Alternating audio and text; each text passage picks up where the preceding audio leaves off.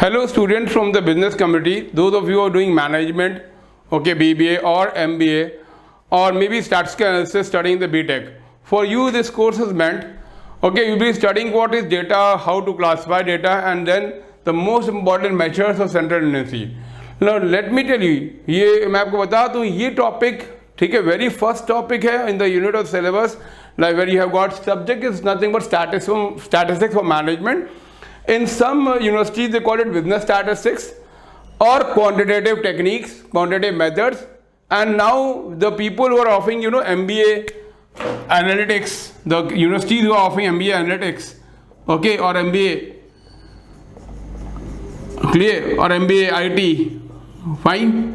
So they are having this subject by the name of business analytics. Part 1. Why I am saying part 1? Because in the part 1 you study about statistics, descriptive statistics, business statistics, and the part 2 of business analytics study about data mining, data warehousing and so on. Okay, so most of the subjects, most of the universities it's only known as business statistics or statistical management. Now first of all, the very first is nothing but introduction to data, the types of data, classifying the data. You see, data could be in what? Chronological order, that means by year wise chronological order, or it could be geographical order, that means they are region wise. Like I say that so many people living in the north, so many people living in the south region, so many people in this, okay, or maybe I say that in a particular state the number of people who voted in Lucknow was this, the number of people who voted in Kanpur was this, the percentage of voters who voted in Allahabad was this, and so on. So one thing very clear, I can have a chronological with time or a geographical data. Clear the most, or I can have simple data of students, clear, marks, okay, in a particular subject or in the subject. Okay, I am classifying their data, student marks in a particular subject. Fine. So now I can have this type of data where mostly I encounter this type of data, or I can have data according to income of employees in a company. So these are different types of data I can be having, okay, or I can having the share market data, or I can data of the pricing index data and so on. So many types of data can be there. So chronological order means what? Time frame. So time is an important factor. Like if I say that the production in 2013 was this much, in 2014 was this much, in 2015 was this much, and so on. Clear? Geographical order, the location, the region, and so on. Then data of students, that means studying in university, or data or regarding it could be this and what the income of employees in a particular company or in a particular organization, okay, or in a government company, in a private company, and so on. So before I continue further to this topic, measures of central tendency, let me explain you the basics of it, very basics. Now I'll just show you. Like suppose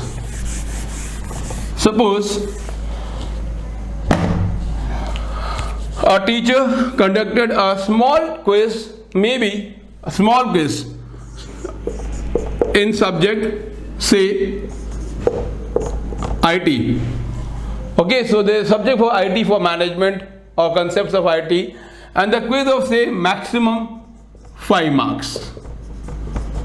Maximum marks is 5. See, understand that the quiz is the maximum 5 marks. Okay, so he just took 5 questions, 1 mark each, and they were in the class, they were about say 50 students, say. Clear? Now they may be that I had some students who got 0 marks. Now these were what, say 4 students. I have got about another 6 students who got 1 marks. I had got, and in 2 marks I got about say 8 students. 3 marks I had got about say 24 students. Clear? 4 marks I got about 3 students, and 5 out of 5 I had got say 5 students. I'll just let me write the column name marks and this is number of students. Number of, just one second, number of students. So obtaining who got those marks. Let me tell you, and this is my data. Okay, this is my simple data. I just taking a very simple data. I'll coming to more complex data in a few more minutes from now. Now marks, I repeat, the quiz, there was a quiz conducted, quiz on say subject S1. Clear? This is the very first subject you study in a semester. So the quiz on subject S1, let's suppose the subject code is S001.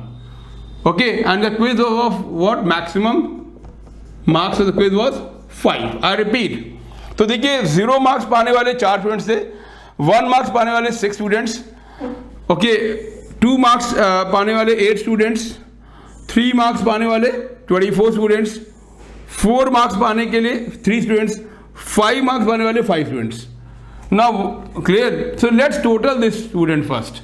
So 4, 6, 10, 18, 24, 42, 345, 550. So 50 is what?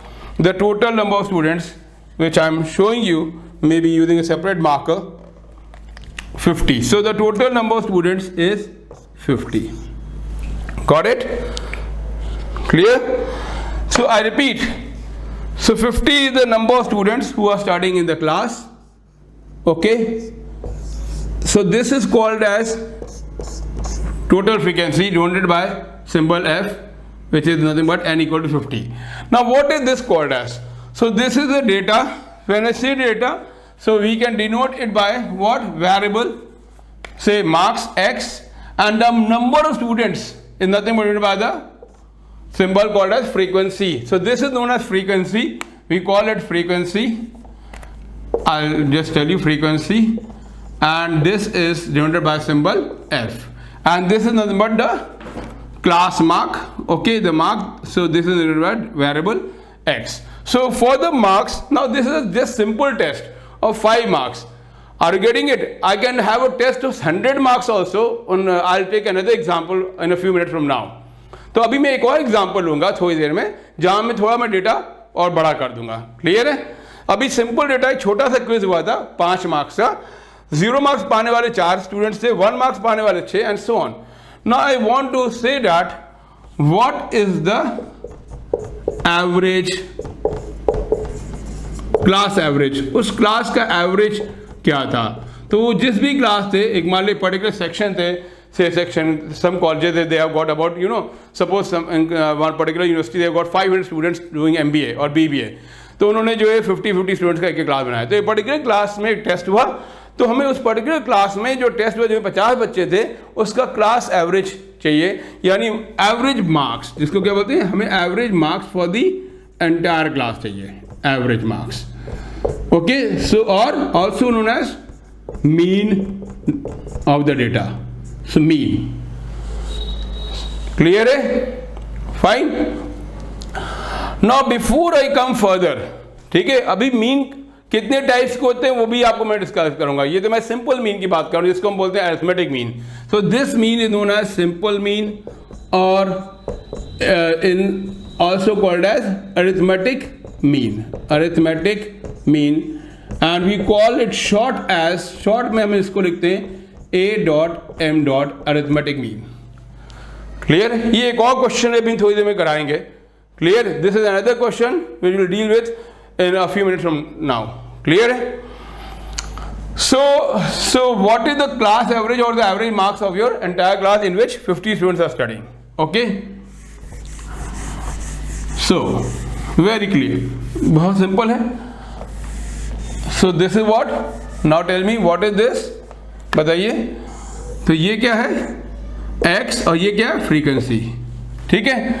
Now to compute the mean. Clear?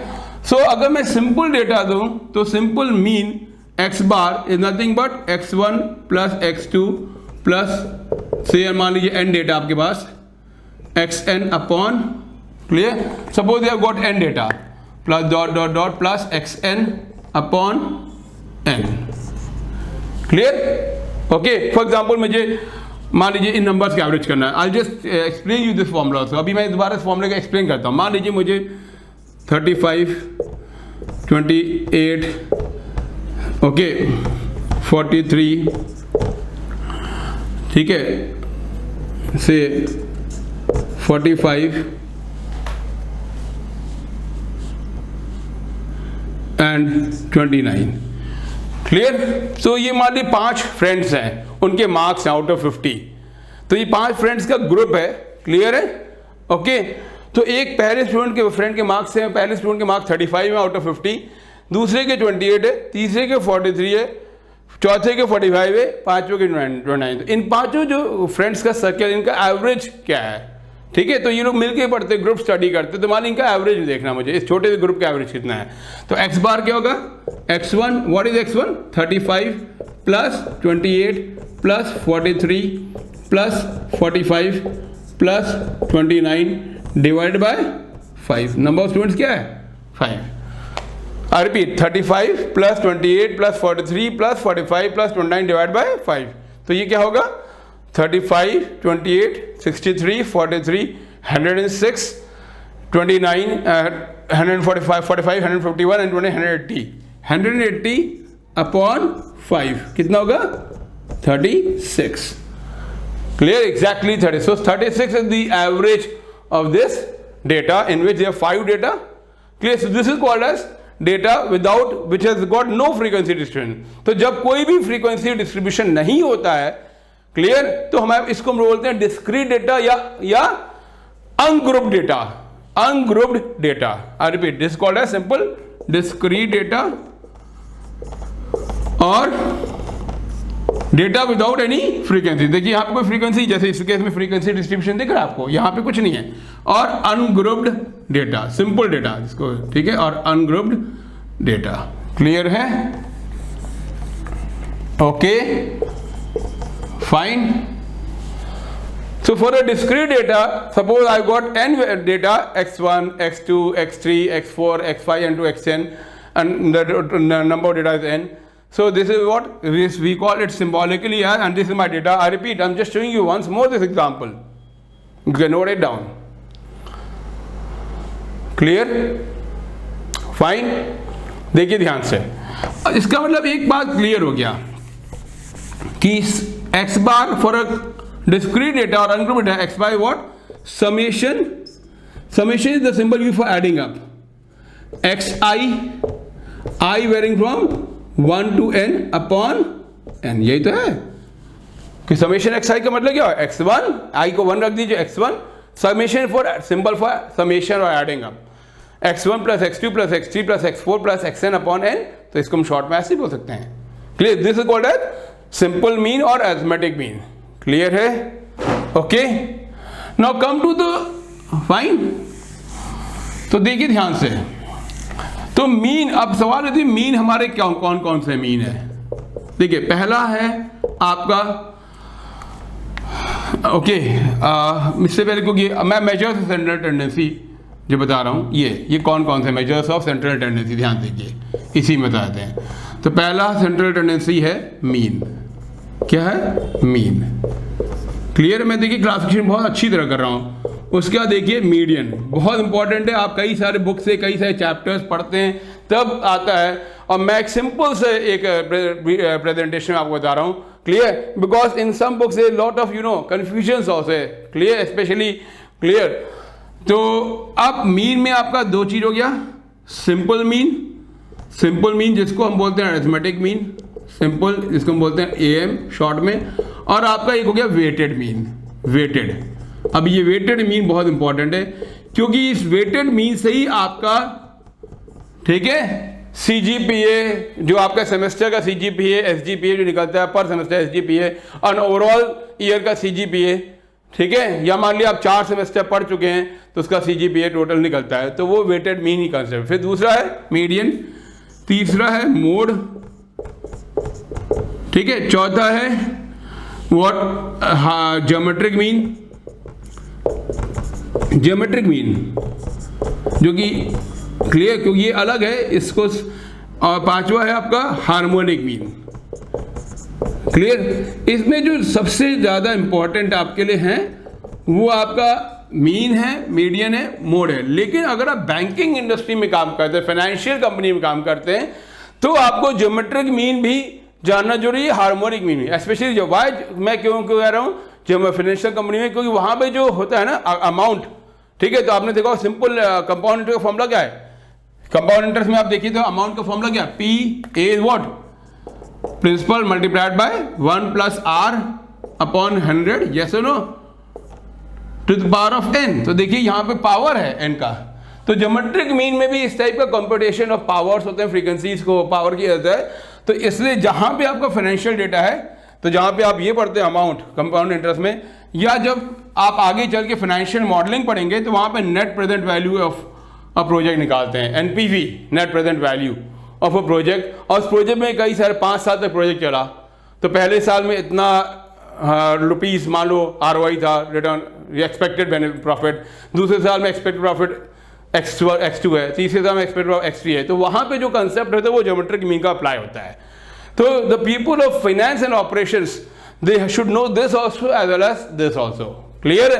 Where most student at least this mean, median and mode, और ये इन सब का जो formula वो 2 है, इसलिए क्योंकि data क्यों वाई दो टाइप का मीन है, मतलब कैलकुलेशन, क्योंकि डेटा आपका, ठीक है, डिस्क्रीट यानी अनग्रुप्ड भी डेटा हो सकता है, क्योंकि डेटा आपका अनग्रुप्ड मतलब जो अभी मैंने आपको एग्जांपल दिया था, अनग्रुप्ड भी हो सकता है, एंड डेटा विद जिसको हम बोलते हैं ग्रुप्ड। ग्रुप्ड का मतलब जैसे आप ये एग्जांपल देते हैं, ग्रुप्ड का मतलब कि बेटा डेटा विथ अ क्या frequency distribution. So I can have 2 types of data, I repeat, should I rub this? Fine. So I can have 2 types of data with have frequency distribution and data without any frequency distribution. Okay, ध्यान से देखिए, ध्यान सुनिए। तो data हमारे ungroup भी हो सकता है, जैसे अभी मैंने एक छोटा एग्जांपल कराया था कि 5 बच्चों के मार्क्स हैं, बताइए एवरेज क्या होगा, ठीक है, क्लियर है। तो या एक क्रिकेट टीम में है, मान लीजिए, ठीक है, क्रिकेट टीम में suppose, clear, suppose the batsman 1 है, उसने मान लीजिए से 38 रन बनाए, बैट्समैन 2 ने मान लीजिए बनाए से 45 रन्स, बैट्समैन 3 ने 125 बनाए, क्लियर है। बैट्समैन 4 ने मान लीजिए बनाए 75, बैट्समैन 5 ने बनाए मान लीजिए से 12 रन्स, क्लियर है। ओके, तो एवरेज इनका aggregate of all the 5 batsman क्या हुआ, तो इसको हम बोलते हैं अनग्रुप डेटा। तो इसका एग्रीगेट क्या होगा, इनको सिंपल जोड़, कितने बैट्समैन है, 5 है, आप डोल ली सबका स्कोर, तो 38, 45, 83, 125, 208, 208, 75, 293 and 12, 305. Got it?